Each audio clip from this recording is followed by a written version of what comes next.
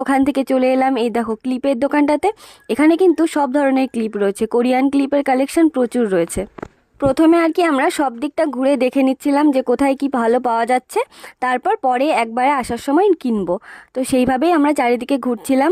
এরপর আমাদের চোখে পড়লো এই 30 টাকার ইয়াররিংস কালেকশন। এখানে তো ভিডিওতে দেখতেই পাচ্ছ কত রকমের ইয়াররিংস রয়েছে, এগুলো কিন্তু সব 30 টাকা করেছিল। এরপর আমরা চলে এলাম এই দোকানটাতে। এখান থেকে আমাদের নাচের জন্য কিছু নেওয়ার ছিল, তো সেগুলো নিয়ে নিলাম। পর আমি এই ইয়াররিংসটা নিয়ে নিলাম, জানিও কেমন হয়েছে। আর এখানে দেখতে পাচ্ছ যে ইয়াররিংসগুলো আমি হাত দিচ্ছি, এগুলো সব ছিল 50 রুপিস করে, আর নিচে যেগুলো ছিল এগুলো ছিল 30 রুপিস করে। এখান থেকে এই যে আমি একটা নিয়ে নিলাম।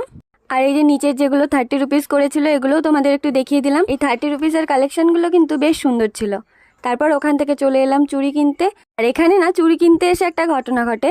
এই যে উনি ওর এক হাতে পরিয়ে দিয়েছে চুড়ি, ও বলছে আর এক হাতে পরে দেখবে যে চুড়ি ঠিক আছে নাকি, এক হাতে পরলেই তো হয়ে যায়। তো এরপর সব কেনাকাটা